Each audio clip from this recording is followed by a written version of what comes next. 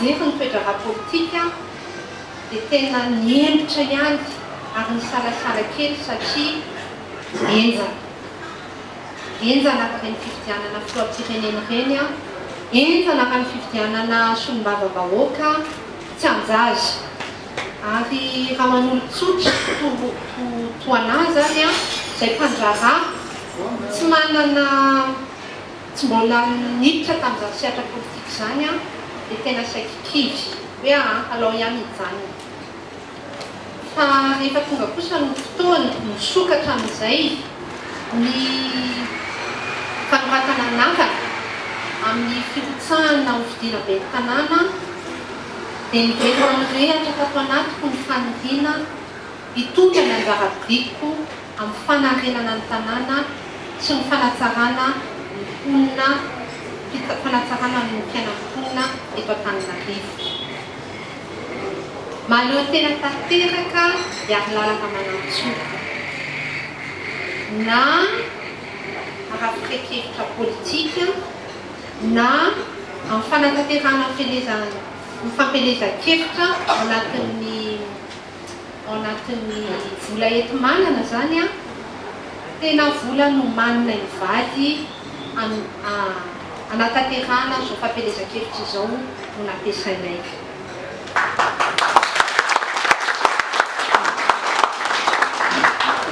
Lamina tanteraka ny saiko ary tsy voafatotra na inona ao anatin'izao firotsako hovidiana ho be ny tanàna izao.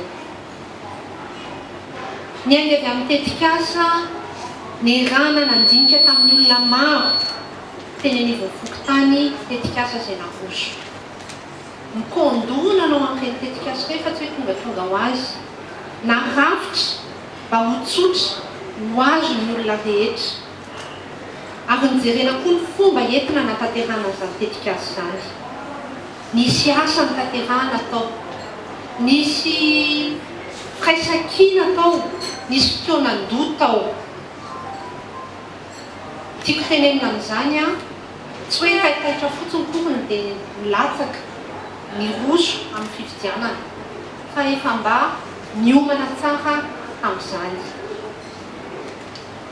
Maro ny fanontaniana mety mipetraka raha hoe ahoana indray ity fampelezan-kevitra ataon'ny Madavision ity. Tsara marihana fa Madavision irery no tsy nanao fangatahana amin'ny olona tao anatin'izao fampelezan-kevitra izao.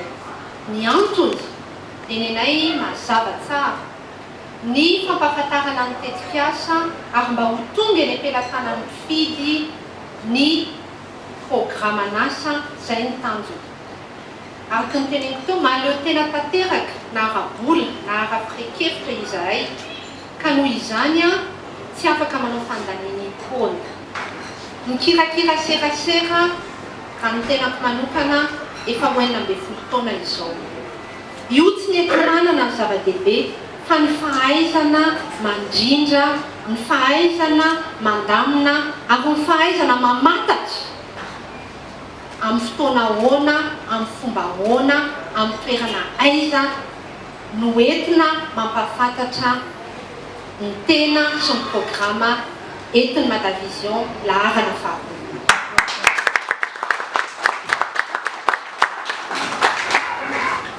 Ny tiako ambara manaraka ireo programan'asa. Efa niteneniko teo hoe nisy fotoanan-doha tao. Io koa stratégie raha navoaka mielonga amin'ireny tetikasa ireny a, dia lasa kopikole ohatran'ny amin'ilay hira ireny izany ilay izy. Fa nandrasana mba faraparany mihitsiny a, nandinika mihitsiny izay mba inona no entin'ireo kandida hafa, dia ozy izy a hoe saotra an'Andriamanitra, saotra amin'ny mpiara-miasa rehetrarehetra fa navita zavatra tsara tsika, namoaka zavatra mahapoitra tsika, tena saterahina tsara. Ny safidy dia amin'ny mponina Antananarivo, izy no manana ny teny farany ary anazy ny fahefana. Totika ankehitriny amin'ny fidy eto Antananarivo.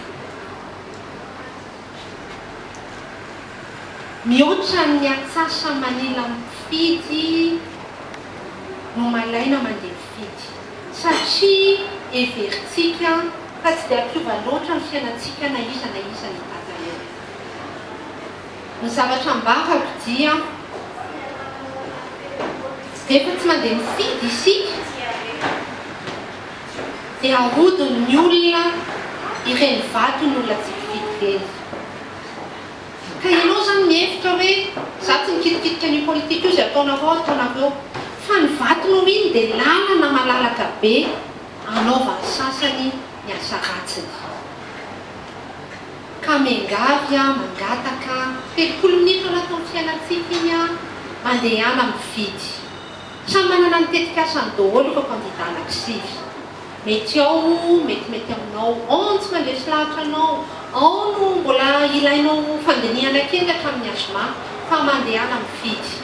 Ary indrindra isika ray aman-dreny alefaso aprisio zanakitsika hifidy fa tsy tsika indray no andeha aprisika ny zanakitsika io tsy izy dikany io ilay tsy aza mandeha io tsy zavatra ady la politika io iankina be dia be amin'ny fiainantsika eto Antananarivo mandritra ny 9 taona manaraka. Ny faharoa manarakaraka an'izay ao ny antoko politika matanjaka efa samy naneo an'ny heriny izy ireny na nampiseho fomba fahaizana anatin'ilay fahaizana politika. Sambatra ny olona izay efa mahafantatra iza no fidiny tsy manana ny olon-tiny sambatra izy. Fa ho atsika maroanisa kosany ary tsika no betsaka ao ho tadiditsika izay.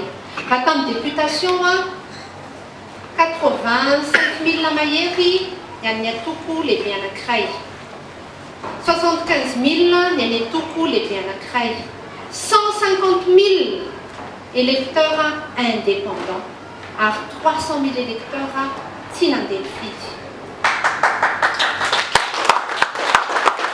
Tiako tenena aminareo amin'izany dia izao, aza matahotra, aza mierikerika foana, dinio ambony dinio ambany fa azo arenina tsara ny tanàna Antananarivo ary afaka tsaraina tsara amin'ny fiainantsika mponina eto Antananarivo ka olona endry azo atokisana sy tena vonona hitsinjo atsika mponina Antananarivo no voafidy eo.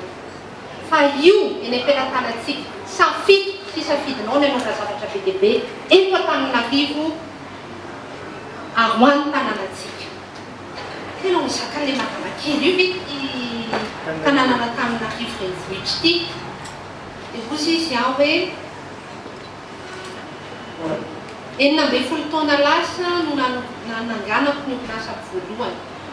Orinasa ray no natsangana tamin'izany. Mpiasa 5 no tao anatin'ny orinasa ary mpiara-miasa na mpiara-miambinadika 9. 19 taona zao no nandrarako, 20 taona satria 9 taona tena nanao asan-tsirika mitady ny lalana hoe aiza ny voana.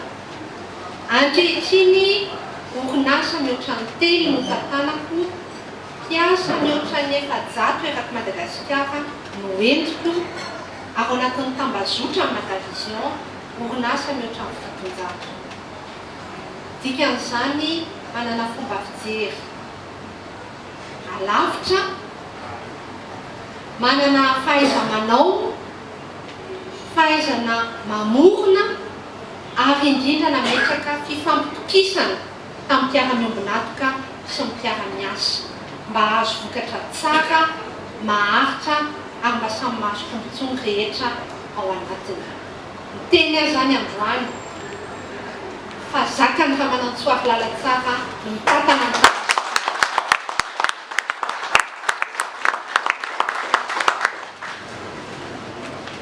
ny zavatra manaraka koa tiako apetraka amin'ny tena dia ny hoe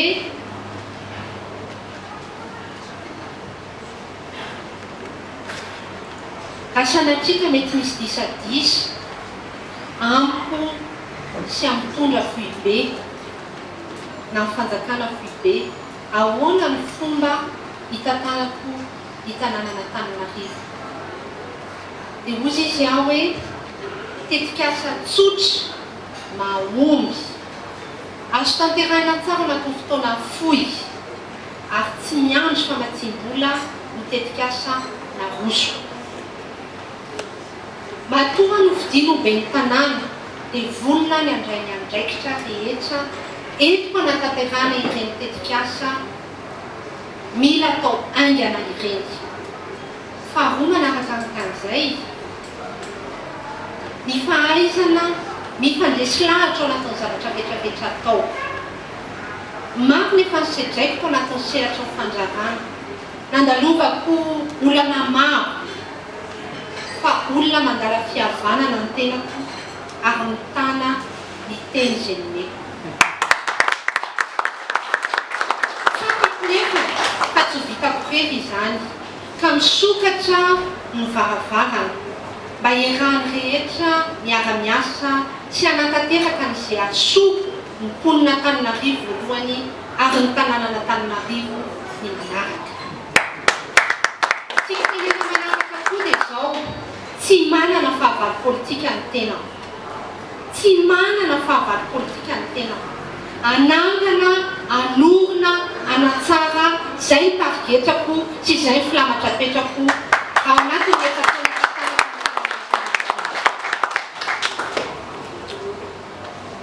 fantanina fahatelo.